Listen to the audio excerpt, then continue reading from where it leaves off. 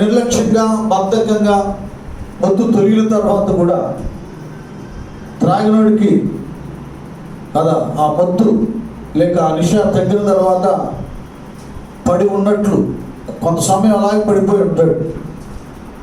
అలా కాకుండా మేలుకొని లేవాలి కదా. యెషయా గ్రంథం 60వ అధ్యాయంలో కూడా లెమ్ము తేజరిల్లుము అని అంటాడు.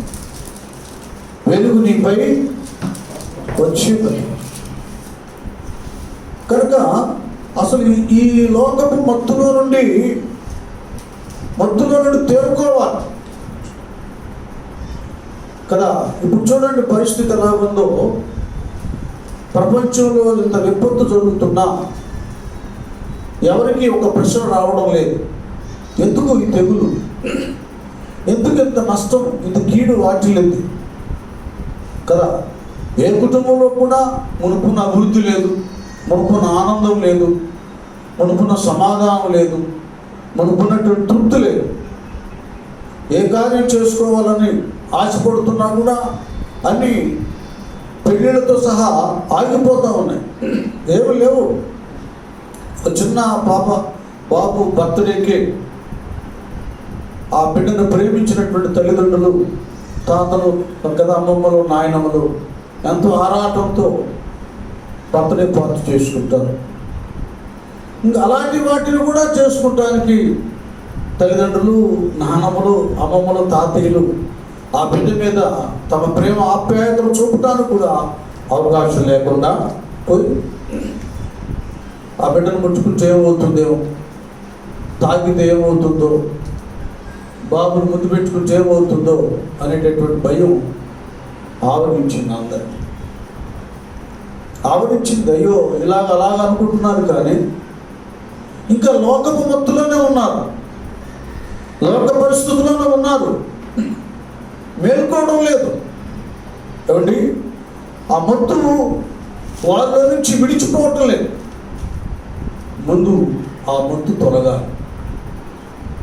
మనం చాలా మందిని చూస్తాం, బాగా తాగి ఆ తూలుతో ఉన్నప్పుడు ఇంట్లో భార్య బిడ్డలు ఆయనకి మజ్జిగ తాగిస్తారు కదా. మజ్జిగ ఎందుకంటే అది దిగిపోవడం, మజ్జిగ తాగిస్తారు.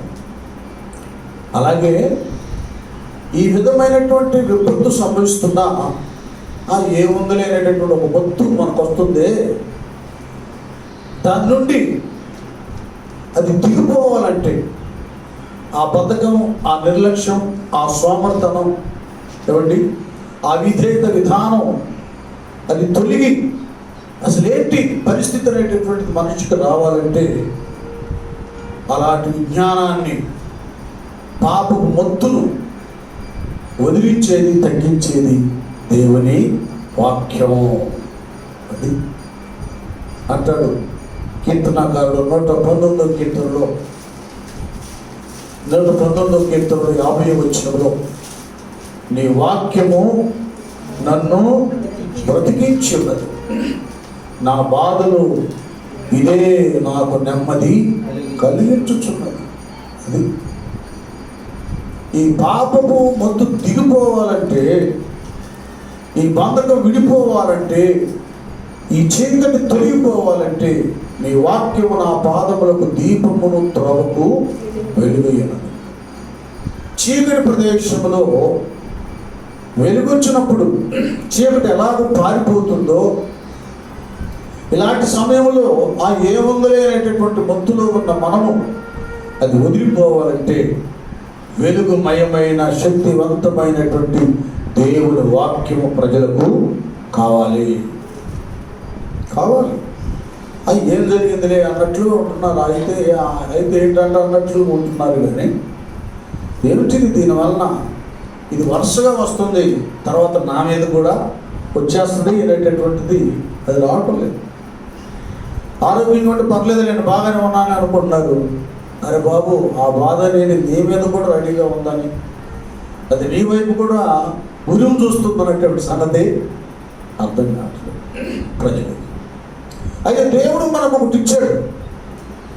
లోకంలో జరిగేటటువంటి ప్రతి మేలు కానీ, కీడు కానీ, నష్టం కానీ, తెగులు కానీ, విపత్తు కానీ, సునామీ లాంటిది కానీ వచ్చినప్పుడు వాటి నుండి తప్పించుకుంటానికి, అది మనకే అపాయము కలగకుండా మనం సురక్షితంగా ఉండటానికి దేవుడు తన వాక్యం ద్వారా కొన్ని పద్ధతులను, సూచనలను దేవుడు మనకు తెలియచేశాడు.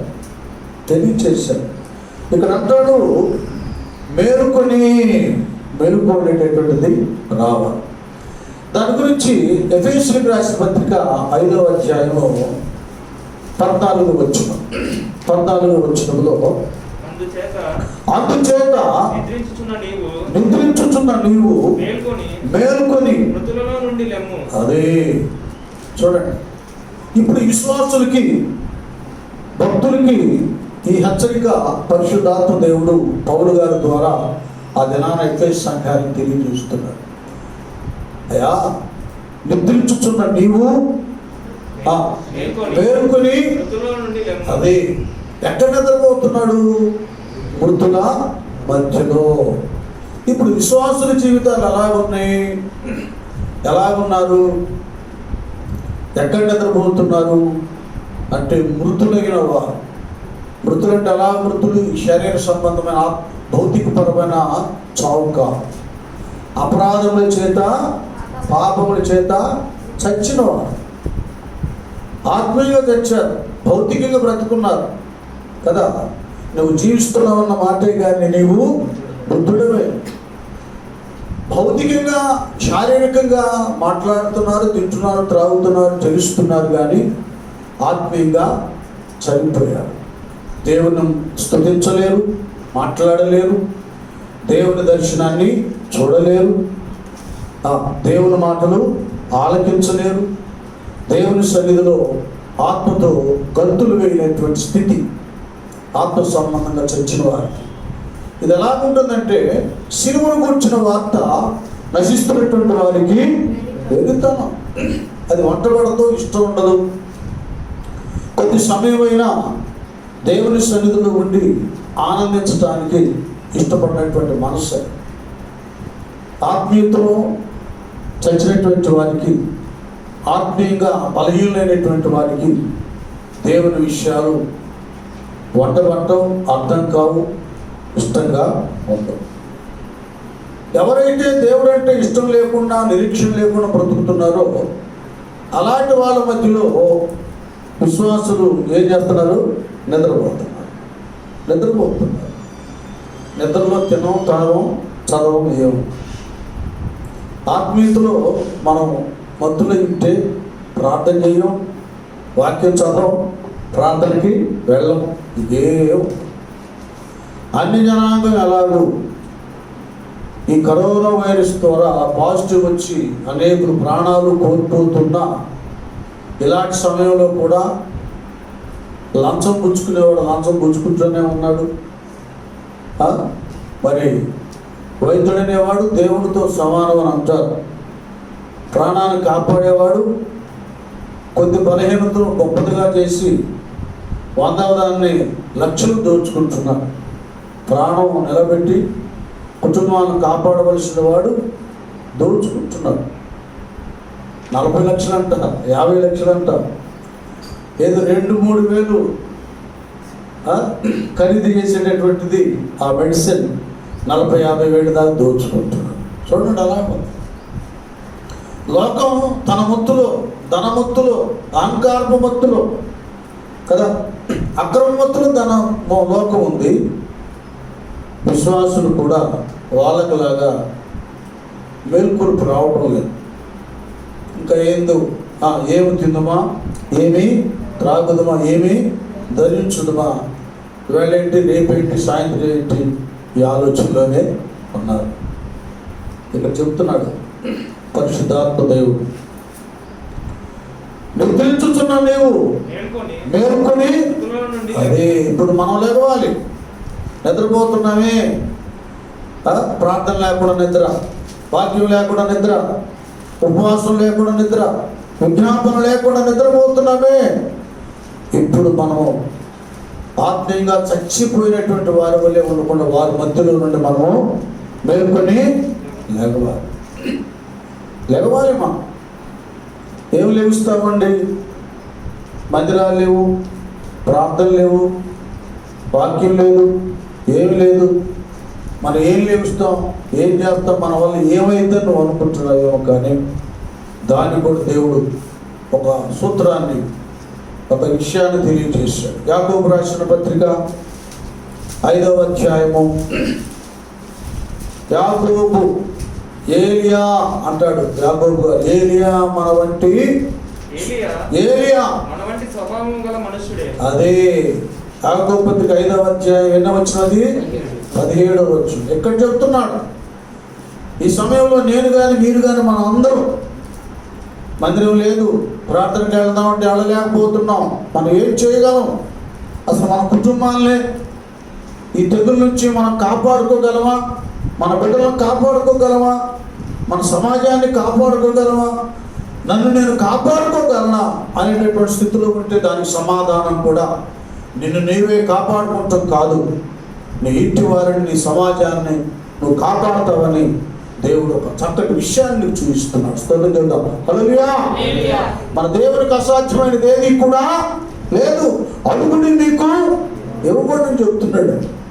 ఏమంటాడు ఇక్కడ? యాకోబు భక్తుడు ఆత్మ ద్వారా ప్రేరేపించబడి మనవలే ఏమండి బలహీనతతో, అవిశ్వాసంతో, నిరాశతో నా వల్ల ఏం జరుగుతుంది అనేటటువంటి పరిస్థితుల్లో ఉన్నటువంటి మనలాంటి వారికి దేవుడు యాకోబు గారి ద్వారా ఏం హెచ్చరిస్తున్నాడు? ఏలియా మన వంటి.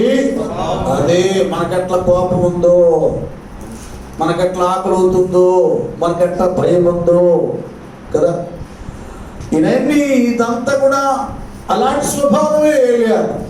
ఆయన ఏం దూత కాదు, ఆకాశం నుంచి ఊడిపడ్డవాడు కాదు. అయితే భక్తుడు, దేవుని భక్తుడు. నువ్వు కూడా దేవుని కుమార్తెవే కదా. దేవుడు అంటే నీకు భయభక్తులు ఉన్నాయి కదా. దేవుడు అంటే నీకు విశ్వాసం ఉంది కదా. నీకు ప్రార్థన వచ్చు కదా. 5 నిమిషాలు చేస్తావో 10 నిమిషాలు చేస్తావో నీకు మోకాళ్ళ అనుభవం ఉంది కదా. ఉదయాన్నే వచ్చి ప్రార్థించుకుంటావు కదా. రాత్రి అందరు నిద్రపోతున్నప్పుడు బిడ్డల కొరకు ప్రార్థన చేస్తావు కదా. నీ కొరకు ప్రార్థన చేస్తావు కదా.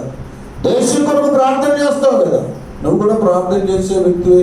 ఏలియా ప్రార్థన పరుడే. నువ్వు కూడా, నీకు కూడా ప్రార్థన ఉంది. అది ఎంతనంతనే కాదు, 5 నిమిషాలు 10 నిమిషాలు కాదు, గంటలని కాదు. అస్సలు స్టార్ట్ చేయడం అనేటటువంటిది కావాలి. బండి స్టార్ట్ అయితే 40లో పోయేవాళ్ళు ఉంటారు, 60లో పోయేవాళ్ళు ఉంటారు, 100లో పోయేవాళ్ళు ఉంటారు, ఇంక పైన వెళ్ళేవాళ్ళు ఉంటారు. అందరు గమ్యాన్నే చేరుతారు. కొద్దిగా ఆలస్యంగా చేరుతాడు. 40లో వెళ్ళాడు, 100లో వెళ్ళేవాడు కొద్దిగా ముందుగా చేరుతారు. కాబట్టి నీ ప్రార్థన కూడా ఇవాళ కాకపోతే రేపైనా దేవుని దగ్గరికి వెళ్ళింది. చాలామంది ఎక్కడ పొరపాటు పడుతున్నారంటే, నా ప్రార్థన అంత గొప్పదంటావా, దేవుడు నా ప్రార్థన ఆలకిస్తాడంటావా, ఏలియా అంటే, ఎలీషా అంటే, దానియేలు అంటే పెద్ద ప్రార్థన పరుడు. ఏమండి, దేవుడు ఏమన్నా పక్షపాత? ఆయనకి ఏమైనా క్యాస్ట్ ఫీలింగ్ ఉందా? వీడు మా క్యాస్ట్ వీడికే ఇద్దామని.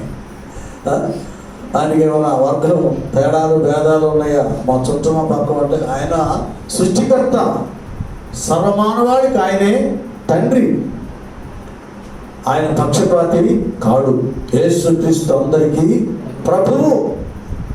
హృదయపూర్వకంగా అయాని పిలిచే ప్రతివానికి. పుట్టుకురిటివాడు ఎరుకోలో ప్రభువారు వెళుతుండగా వాడు త్రోవ ప్రక్కన ఉన్నాడు. దావీదు కుమారుడు నన్ను కరుణించుమని కేక వేశాడు. గుడ్డోడండి, అడుక్కునేవాడు. వాడు గుడ్డోడు అడుక్కునేవాడు. ఏదాడు కేక ఎత్తనగా రూపాయి ఈ నాణ్య తీసుకెళ్ళి అన్నాడా? నా దగ్గరికి తీసుకురమ్మన్నాడు. అది ఇది మనం అర్థం చేసుకోవాలి. ఏలియా మన వంటి స్వభావం గల మనుషుడే. అయితే మనలో ఆయనలో ఉన్నది ఏంటంటే ఇక్కడ క్లియర్ చెప్తున్నాడు. నాన్న ఏమంటాడు ఇక్కడ?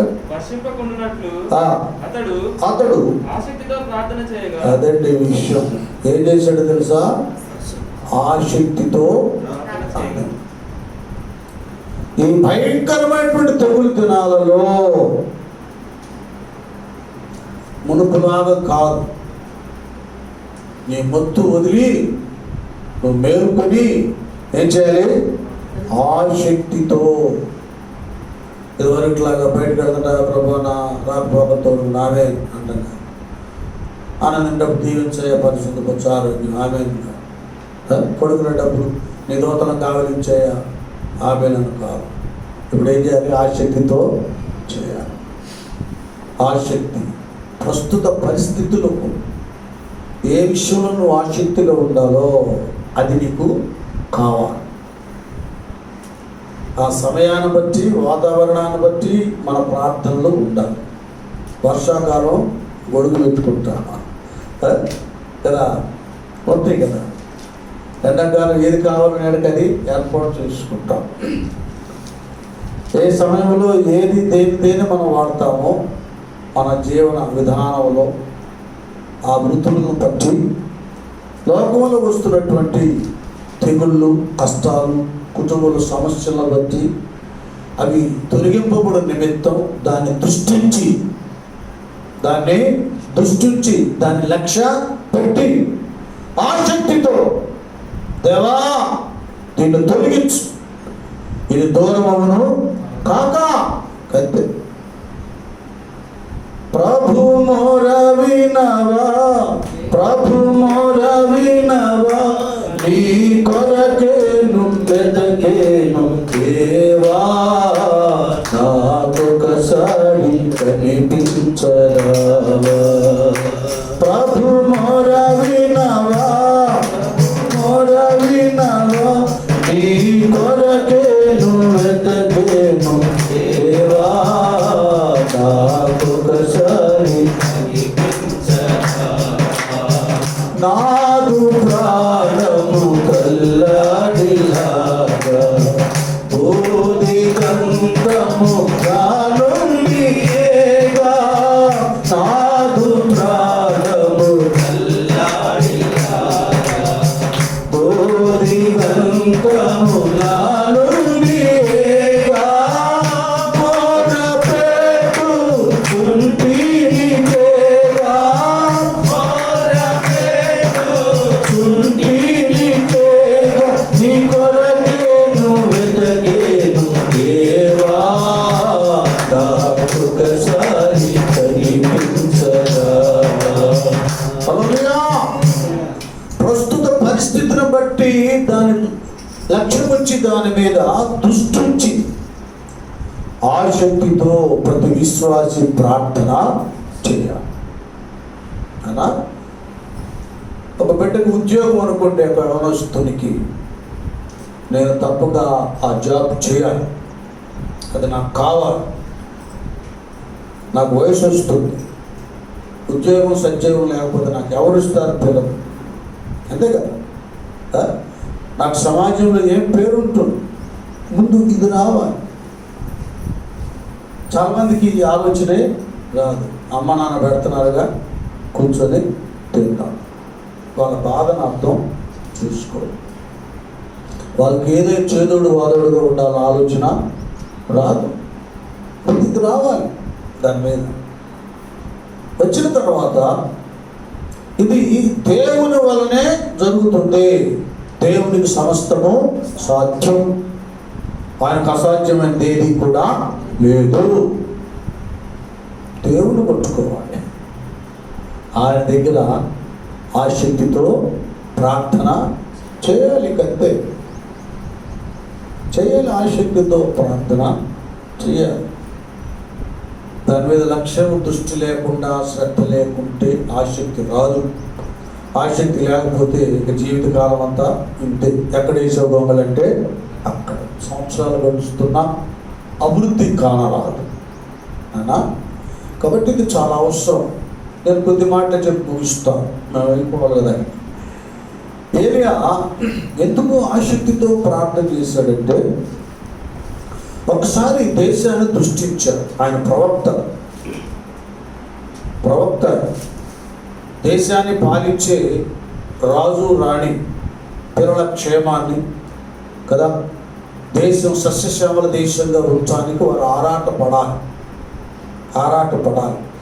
అలాంటి వారికి ఆరాటం, ఆసక్తి, శ్రద్ధ దేశ పౌరుల మీద లేనప్పుడు ఆ కాలంలో ప్రవక్తలు బుద్ధి చెప్పేవారు, జాగ్రత్త, నీ నుంచి దేశం నాశనం అయిపోతుంది, నీ ప్రవర్తన జాగ్రత్తలు చూసుకో. ప్రజలను కన్నబిడ్డలాగా పాలన చేయని సమూయేలు, ఏలియా, ఎలీషా లాంటి ప్రవక్తలు వార్నింగ్ ఇచ్చేవారు. ఇప్పుడు దేశంలో అంత వార్నింగ్ ఇచ్చే ప్రవక్తలు లేరు, అంత ధైర్యం గల వాళ్ళు లేరు. ఒకవేళ ఏమైనా దేశానికి ఇది రాబోతుంది, అది రాబోతుంది అని చెప్పి చిన్న చిన్న యూట్యూబ్లో 4 మాటలు చెబుతారు. ఎవడు పట్టించుకుంటాడు? దమ్ము ధైర్యం ఉంటే మంత్రి దగ్గరికి పో, ముఖ్యమంత్రి దగ్గరికి, అది ప్రధానమంత్రి దగ్గరికి వెళ్ళు, పర్మిషన్ తీసుకో. దేశం ఇలా కాబోతా ఉందో హో అని చెప్పు. జరగలేదనుకో తీసుకెళ్ళి జైలు వేస్తారు, 4 జరుగుతారు. జరిగినాయి అనుకో ఈయన నిజమైన ప్రవక్త అంటారు. ఇదే ఇప్పుడు ధైర్యం, దమ్ము ధైర్యం లేదు.